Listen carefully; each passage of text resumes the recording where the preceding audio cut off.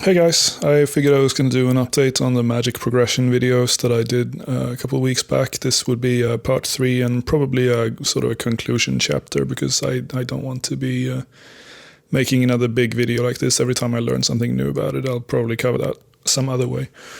But some stuff has happened since last. I have to some extent started incorporating the exsanguinate spell. I don't do it always, I only do it when I'm trying for something very specific where I need some extra juice out of the basics, but most of the time I'm still camping inside fear just because I think it's more enjoyable being that much more relaxed. I really hate the way that you switch between spells with the right clicking. I did put them on my bar down here, but still not being able to just left click them like you did arrow quivers is really annoying. Gear wise, some stuff has changed around. I have bought a set of Crypt Bloom that I use as a sort of defensive fallback. I have a set of Serial where I've got my Elite Dungeon perks. I've made my T92 Tectonic more of a general use case, and I will cover the perk layout with a explanation and a graphic in a minute.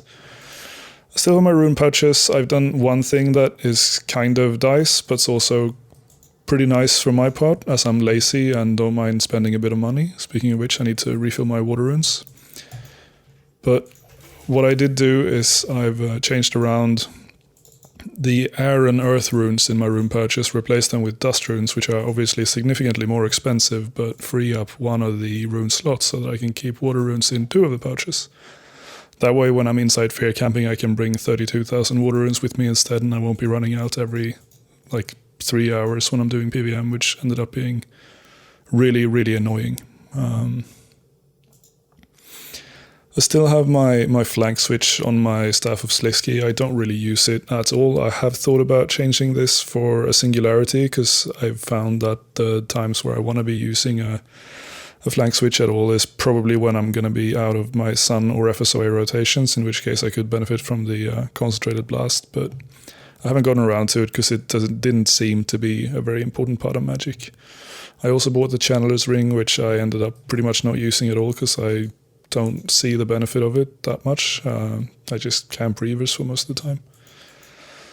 But yeah, I'm going to go through a couple rotations. I'm going to explain how I have laid them out, why I've done so, and where they can be useful. This will include both FSOA and non-FSOA rotations, because I thought there was probably going to be a bigger demand of the latter of those. And I'm also going to completely ignore 4 ticking, because I think it's, as I mentioned before, I think it's horse shit and I want nothing to do with it. So before we do anything, we're going to go through the perks, and I have, as I said, I have 2 main armor sets. The other ones are situation specific, so I'm not going to bother covering them. But I have my offensive perks, which have replaced the Devoted and Enhanced Devoted for an Impatient combination with Mobile, putting Genocidal with my Biting, and then I switched Enhanced Devoted for Invigorating 4 and Hoarding, so that my deaths are a little bit cheaper. But yeah, Biting 4 Genocidal, Relentless 5 Crackling 4, Impatient 4 Mobile, Invigorating, and Hoarding. This would be my offense perks. This is when I feel pretty confident that I don't need the defensive properties or the damage mitigation of the devoted perks, which is most of the content that I do right now. I have thought about making a separate set of Tectonic with the devoted perks, because I kind of want that for Carapac. It can get a little bit hairy. But my workaround right now has been to just bring both these armors and use the Crypt Bloom set to Savage a kill if I fuck it up. So the defensive perks are pretty much the same thing-ish, just with devoted variations, but I have Biting 4 here as well. I have combined that with Mobile on this set, because I don't have an Impatient combination slot to use. I have Relentless 5 and Crackling 4, and then Devoted Impatient in 1 Gizmo for the rank 4 of both, and then Enhanced Devoted 4 for the last slot. So I've just split this up in offense and defense. For the relics, I kind of also split it up into damage focus and adrenaline focus, depending on what I'm doing. I haven't really been able to fine-tune enough stuff to figure out which one of these is best. I just jump between them as I feel. But both of them involve conservation of energy. One of them involves Berserker's Fury, and the other one is Fury of the Small. So either you can be Darok juicing a little bit if you can afford to drop low on HP, and damage is the thing that matters the most, and Otherwise, mostly for convenience, because I always think that high adrenaline rotations are more entertaining. I just use Fury of the Small and Death Ward instead. There is an addition here that I haven't done myself, but you could potentially replace one of these with a Blessing of Het thing so that your food heals you more. I haven't bothered getting the relic, and I don't think it's going to be that relevant for most content, because food is kind of not really that critical most of the time. Now, going into rotations, these examples that I'm putting here, they are kind of variable. Since Adren is a dynamic asset, you will be improvising a little bit. It's not going to look the same every single time. This will be pretty familiar for people who are coming from ranged. I'm also illustrating the usage of the two different spells here. But you want to start out a Sunshine rotation with 5 stacks of Insight Fear, so you can pretty much start with Insight Fear, and then you do the Sun, you do a Concentrated Blast, then you do a Dragon Breath. Here you'll be at 4 stacks. If you're using an Adren pot, that's fine to Tsunami on. I mostly just do that. So then I Tsunami, I do the FSOA spec, and then I start improvising a little bit to get up my Adren so I can throw the first threshold. First one would be a Wild Magic. Try to do a Concentrated Blast before that Wild Magic, and then you go into an ABS spec if you have the Adren for it. Then depending on where you are Adren-wise, you maybe use your Limitless Sigil. You will try for either Omnipower or Smoke Tendrils, one of the two, and then you cancel that with an ABS spec. You carry on doing the same thing, just basically repeating the heavy threshes with the ABS specs so that you alternate them one after the other and don't do ABS back to back. I noticed in some situations where I think it's the previous ability is channeled and ABS back to back causes a tick delay, which is just annoying and feels clunky. Before the big hitters like the Wild Magic, the Omnipowers, I try to sometimes throw in a Concentrated Blast. What I want to do there is I put my duels on, I use the Conch Blast, and then I cast the ability with the duels, and I put my staff back on as soon as the ability is cast. That way any crits that will cause auto attacks from the FSOA spec are going to give me two-handed autos rather than main hand autos, which are significantly weaker. But yeah, I'm improvising, kind of. And to illustrate what this would look like in a real scenario, I've done one rotation on a dummy, and I've sampled one from regular PVM. This would be the dummy rotation. So you see me starting my Sun with the Adren pot, doing the Conch Blast Deep Breath into Tsunami, then I'm FSOA specking, another Conch, throwing out Wild Magic. My Adren was shit there, so I went straight for the Tendril rather than using an ABS. Here's the ABS, then the Omnipower, another ABS, then an Asphyxiate, another ABS, the second Wild Magic, another ABS, and finish with a Rack and Root.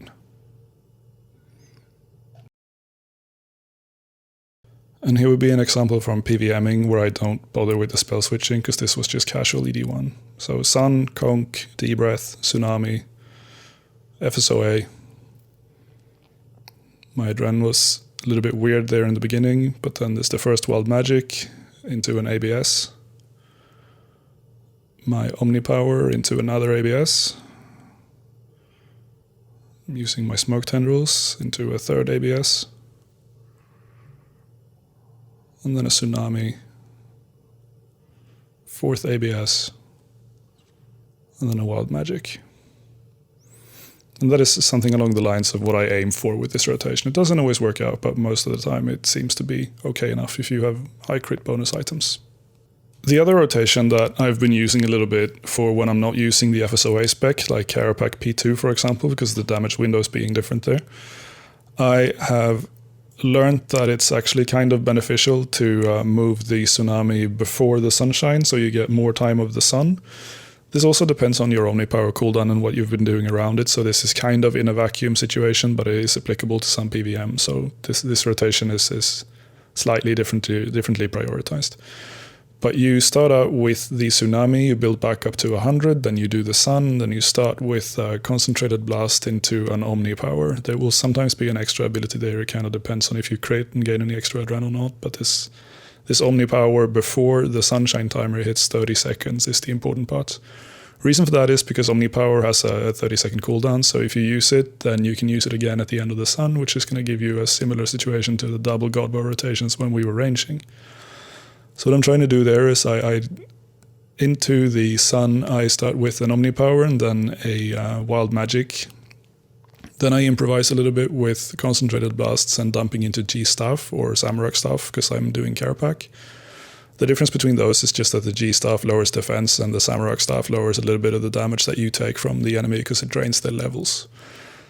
Somewhere in the middle here I do an Asphyxiate, and then when my Wild Magic is coming off cooldown I do a second Wild Magic, and then at the very end of the Sunshine I try to do a second Omnipower. So this is sort of similar to what I was doing with range. It's just a magic variant of it that I felt was pretty nice and worked exceptionally well to replace the FSOA damage when I'm trying stuff without the staff spec, because I've been experimenting with both. And this would be an example of that rotation happening. So I start with a Tsunami, get back up to 100%. I conk into Omnipower. Another conk into the Wild Magic. And here I pretty much just improvise. So I started there with the Asphyxiate. Conk into a staff spec. Just, fucking around with the Concentrated Blast and the strong basics. Wild Magic is starting to come off cooldown. So I throw that. And then I finish with another Omnipower. And that'll be that sun finished. Now in a situation where I want to repeat this over a full minute, if I want this to be chain repeatable, similar to when you're doing a DPS Gem or something, I don't want to go into the DPS Gem rotation too much because it's extremely uninteresting. But I did want to touch on this 1 minute layout just because this is a nice suggestion of how you can structure it if you want some simple guidelines. And what I try to do then is the same rotation as I mentioned before, but at the end of it, when I'm out of my sun, I use one Magma Tempest, one Corruption Blast, one Asphyxiate, and then another Magma Tempest, and then I build up to do the Tsunami, and I repeat the cycle all over again. That would look something like this. So I start with the Tsunami, build up to 100, and I do my sun, conk into the Omnipower, and the first Wild Magic. And now for the improvise-ish, dumping into some staff specs, an Asphyx, carrying on with another staff spec, keeping an eye on the cooldown for my Wild Magic so that I can do it as soon as it gets off cooldown. A couple more abilities, and then into the ending Omnipower there. Start with the first Magma Tempest. Now I'm just screwing around here a little bit with the bleed abilities and the other Asphyx that I listed on the screen earlier. Getting back up to high adren so that I can do the Tsunami and progress through the next sun. Start that with the Concentrated Blast and the Omnipower, and then basically just repeat everything all over again. Well, yeah, other than that, I don't think I have that much more to say. I don't want to go all the way and actually try to claim that I know this enough to do like a full-fledged guide or anything, but these are some guidelines anyway that have worked out pretty well for me and that I find are like at a moderate enough complexity level to be approachable for a lot of players that maybe can't be asked with the highest, like most extreme tier of Magic, which I personally am not really interested in because one, it's too complicated, and two, it's actually pretty hard to execute. Yeah, I don't really know what to say. I've had a significant downtime the last little while because of the Christmas holidays and the New Year's and everything. I had my 32nd birthday also sandwiched in between Christmas and New Year's because I'm born on the 26th. I've been doing a mix of Carapac, Shadow Reef, and Solak most of the time. I've fucked around a little bit with ED1 strats and been able to push past the 5 kills an hour on like a reliable pace. I got significantly lucky at Carapac, which was pretty nice. I started that whole experiment with about 150 KC, so I've done like 600 solos, which rewarded me with 6 staff pieces solo, so that's a solid like 12 build or something. My log is also pretty spoon-fed because I've only had 1 of the shitty uniques and then 2 of the staff pieces, so that was cool. I've been messing around with just trying to make stuff enjoyable and fun more so than doing, you know, research into how the details of Magic work on the extreme end, because it doesn't interest me as much. It's really fucking difficult to execute, and I went into this with the intent of learning how to use the style that I haven't really used before in a way that I'm comfortable with and have fun with, and I think I've succeeded because I'm having more fun now than I've had in a long time. I think the last time I was this excited about messing around with PVM was probably when range had its most significant upgrades after EOFs and Greater Ricochet. I'm not really sure what my next project is going to be. I don't think I have anything specific in my sights, but we'll see. Hopefully there will be a sub 150 Seiryu sometime in the future if I can be asked to do that. It's just boring because it's like P1 repetition and the 1 cycle rotation is the same every time. But anyway, I don't really know, so I'm not going to promise anything. But I know a lot of people asked about this video. They wanted to see how the progression went and where I ended up with Mage before I felt like I was at least reasonably satisfied.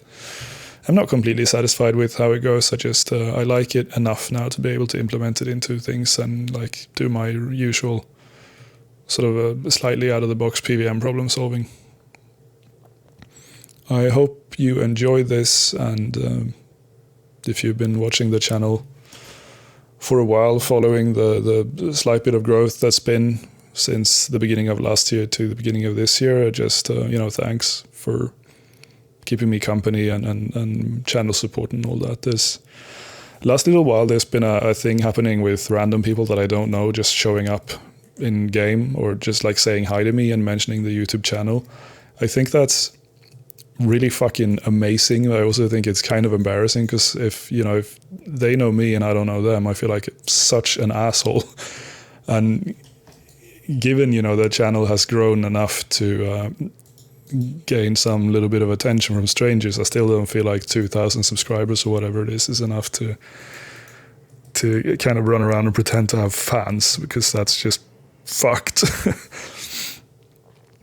But yeah, no, it's been a fun project. I'm gonna continue doing it for I have no idea, probably as long as I carry on playing, with some regard to how much spare time I have, IRL, etc.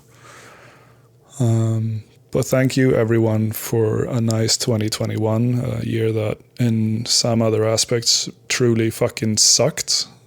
So you guys definitely made it better, giving me something to do here. And yeah, Happy New Year.